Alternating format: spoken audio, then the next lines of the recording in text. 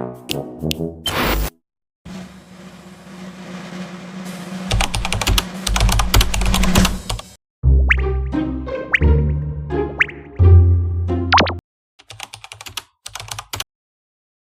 kalau dari gua sendiri itu lebih ke nanya ke Pak Iksan tentang proyek penelitian yang ada di Geomed waktu itu ya, dan juga kebetulan gua lebih tertarik buat di AI dan sistem embedded. Jadi kebetulan ada proyek ini dan ya udah jadi gua, pilih proyek ini. Jadi ada mata kuliah namanya proyek penelitian. Kita dapat proyek dari masing-masing dosen. Raka udah dapet tuh proyeknya. Terus dia tiba-tiba nawarin di grup, siapa cepet dia dapet. Ya udah gue langsung minta, Rak, gue mau dong Rak. Terus Oke, jadi awalnya tuh Raka ngirim chat ke grup Biomed 22. Terus isi chatnya itu bilang kalau misalkan nanti di proyek penelitian bakal ada project dari Pak Ihsan. Nah, salah satu isi projectnya itu mengenai monitoring ke pediatrik untuk kondisi jantung. Nah, terus ini tuh lumayan relate sama magang gue sebelumnya. Jadi kayak berkaitan sama magang gue tentang vital sign. Jadi makanya gue langsung chat Raka dan bilang kalau gue mau untuk proyek ini. intinya proyek ini kan namanya Keos Kaki. Nah, inti dari proyeknya ini adalah kos kaki yang smart untuk anak-anak atau buat bayi. Jadi tujuannya untuk memantau kesehatan jantung dari sebuah bayi yang baru lahir. Nah, di sini isinya tuh ada sensor buat deteksi detak jantungnya dan juga ada sensor buat deteksi kadar oksigen pada bayi sendiri itu. Nah, proyek ini awalnya kolaborasi dengan Rumah Sakit Anak Bunda Harapan Kita atau RSAB Harapan Kita. Pada proyek ini mereka tuh yang mencetuskan ide proyek ini, di mana mereka melihat kalau di lapangan nyata tuh kekhawatiran orang tua terhadap kesehatan jantung bayi. Oke, kenapa namanya kaos kaki? Jadi sebenarnya waktu itu, karena kita bingung bentuknya kayak apa, dan kebetulan kita mikir, dapat inspirasi dari, perangkat lain gitu ya. Jadi bentuknya dalam bentuk kaos kaki, dan saat itu juga lagi chaos-chaos-nya dalam mata kuliah gitu, nah dari situ, kita mikir, kita chaos terus tambahin kaki jadi kayak chaos kaki, dan itu mirip banget gitu kan. Jadi itulah kenapa namanya chaos kaki.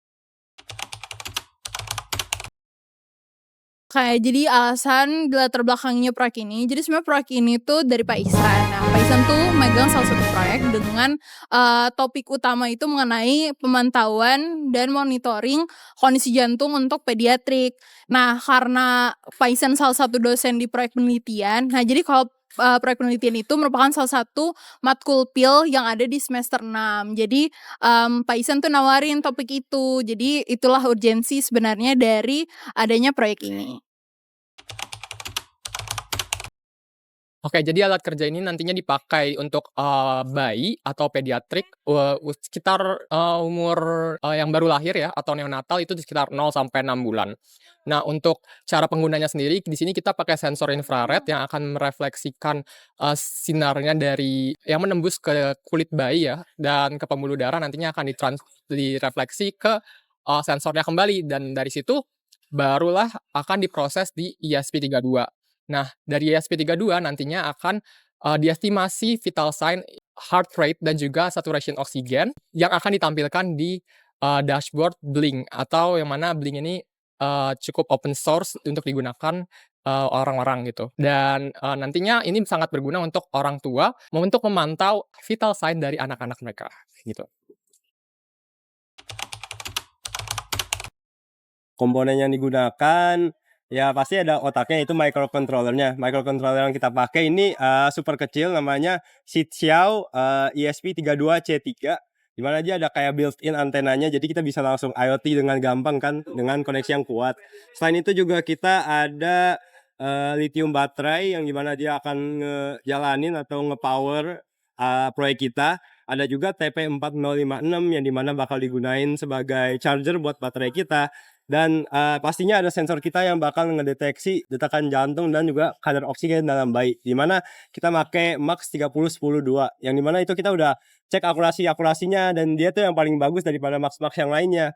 Nah, mungkin kalau perbedaan dengan outlet tuh apa ya, mungkin di sini kan kita masih bentuknya prototype, jadi dia masih termasuk murah ya dibanding dengan outlet yang udah bener-bener komersial. Yang ini kita juga belum komersial, jadi mereka masih bisa dikembangkan lebih lanjut. Nah, selain itu juga kan kalau di outlet setahu saya tuh kayak ada buzzer-nya, di sini kita masih belum ada buzzer-nya juga. Mungkin itu sih yang bisa dibeda-bedain tadi yang komersial outlet itu.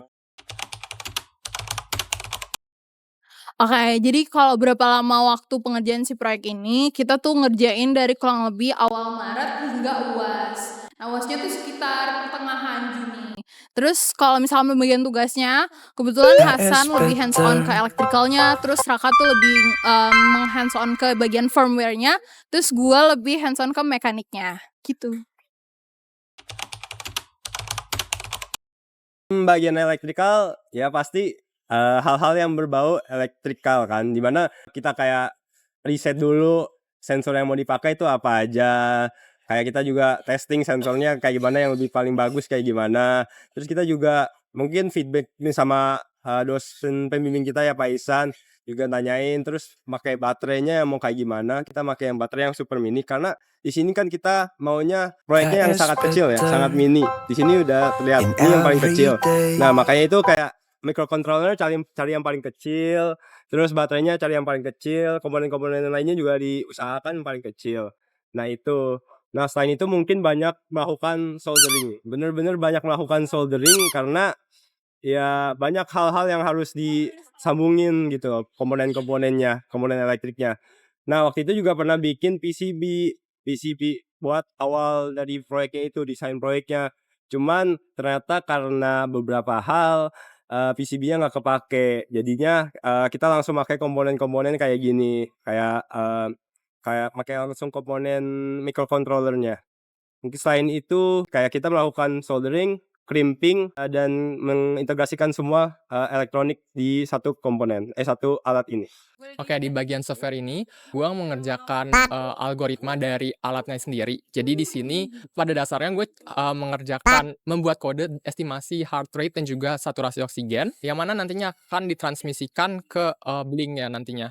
Dan dari sini juga gua belajar untuk, gimana cara bikin alatnya itu menggunakan daya yang sangat rendah atau, menggunakan deep, sleep. Jadi deep sleep itu algoritma dari si ESP32 biar dia lebih hemat baterai. Jadi kalau misalnya dia nggak dipakai atau nggak ada kaki bayi yang terdeteksi, dia nggak akan on atau tidak akan, nyala gitu prototype-nya. Dari situ barulah, deep sleep itu digunakan. Dan mungkin kalau misalnya dari heart rate-nya sendiri dan saturation oksigen itu, sebenarnya itu udah ada open source-nya juga, jadi tinggal pakai saja gitu. Oke, jadi kalau di bagian mekanik, yang pertama tuh gua ngelakuin review literatur terlebih dahulu. Jadi sebelum nentuin kira-kira dimensi kaos kakinya seperti apa, bahan yang akan digunakan tuh seperti apa. Nah, itu butuh, research terlebih dahulu. Terus kemudian setelah menentukan dimensi, kita udah tahu ukuran kakinya berapa, kemudian gue mulai nge-sketsa awal. Nge-sketsa awalnya cuman biasa aja sih kayak gini kurang lebih. Nah, nge-sketsanya biasa untuk membentuk, jadi kayak biar tahu gitu ukurannya tuh berapa dan apakah itu bakal pas nggak sama kaki bayi. Terus kemudian setelah itu kita, ngebeli bahan-bahannya, terus kemudian yang gue lakuin untuk, mekanisnya ini yang pertama, mulailah ngejahit, mulai memfabrikasi. Jadi awalnya itu iterasi pertama, itu gue jahit manual pakai tangan, terus iterasi kedua dan selanjutnya sekitar 12 kali iterasi itu jahitnya menggunakan mesin jahit. Jadi kayak ya bisa dibilang udah lebih rapi hasilnya dibandingkan kalau jahit manual.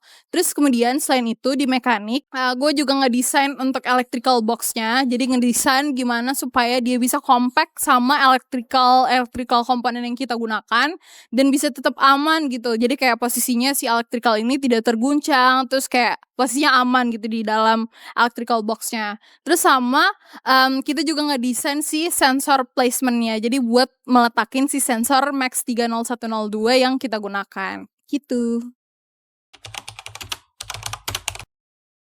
Oke, karena mungkin di sini kita mau fungsinya buat orang tua ya, untuk memantau, kesehatan jantung anaknya yang memiliki penyakit jantung bawaan. Nah, dari situ kita, dituntut untuk, membuat, suatu alat yang harus wireless gitu yang nggak butuh kabel, dan karena itulah kita, membuat dashboard-nya menggunakan Blink yang open source, dan itu sih alasan kenapa kalau misalnya kita pakai IoT.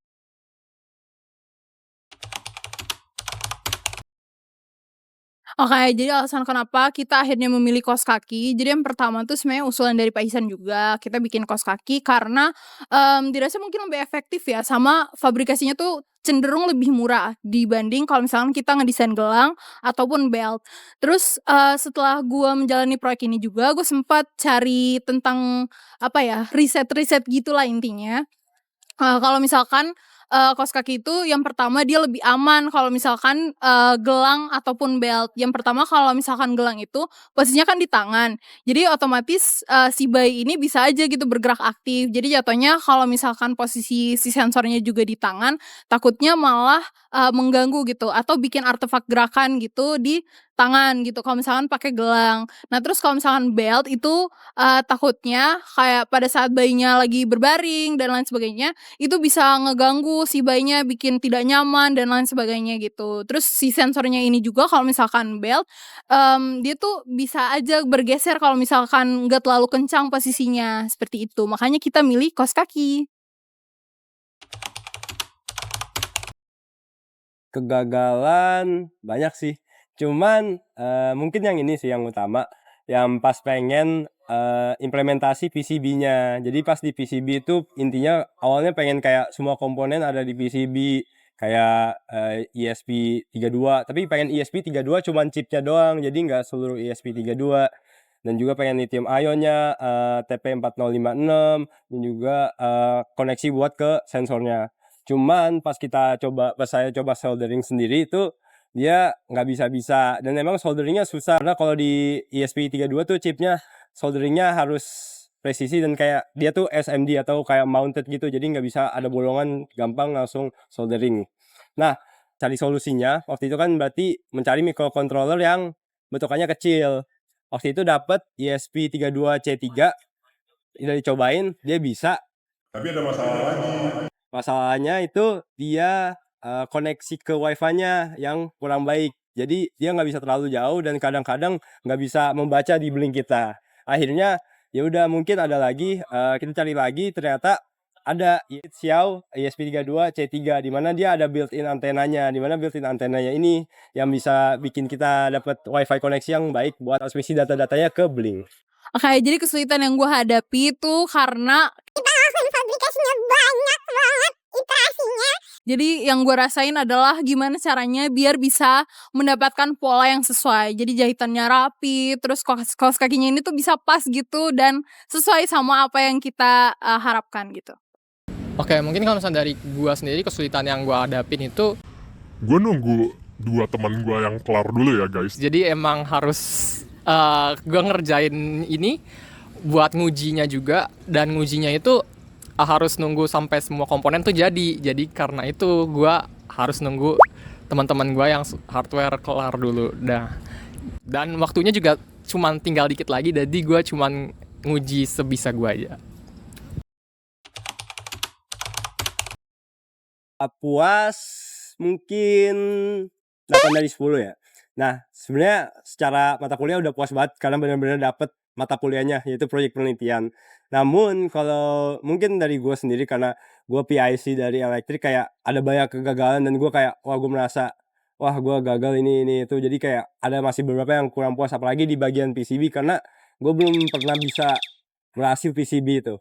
Jadi masih agak kurang puas di situ, cuman secara overall gue puas dengan, hasil yang sekarang, dan kelompok gue juga gue puas. Nah, untuk kembangan mungkin, ya tadi mungkin bisa pakai PCB, bisa dibikin lebih kecil. Sebenarnya ini pasti bisa bikin lebih kecil lagi, mungkin bisa ditaruh di kaos kaki doang, jadi nggak usah ada electrical box-nya lagi. Oke, untuk seberapa puasnya gua kasih skor 8,25 dari 10. Dan mungkin kalau misalnya, apa yang bisa dikembangkan dari prototype ini itu lebih ke dashboard aplikasinya sih, karena ini kan masih open source pakai Blink, jadi gua mikirnya untuk pengembangan selanjutnya itu akan ada dashboard dari aplikasi tersendiri atau mungkin web, dan dari situ akan lebih, private datanya dan lebih siap digunakan, gitu. Oke, kalau seberapa puas, gue kasih rating 8,5 dari 10. Karena itu ya lumayan terutama gue karena megang di mekanisnya, itu lumayan lebih belajar lagi ya. Karena kita agaknya backgroundnya biomedical engineering. tapi malah mempelajari ini ya, bagaimana cara memfabrikasi gitu. Jadi kayak itu ya new experience dan mantap sih. Terus kalau misalnya apa yang bisa dikembangin dari menurut gue untuk kedepannya dari alatnya sih, karena ini bisa dibilang masih prototype juga, masih iterasi pertama, jadi kedepannya ya kaos kakinya bisa dikembangin, terus kayak si electrical box-nya juga bisa lebih compact, lebih sesuai gitu sama apa yang seharusnya device Biomed.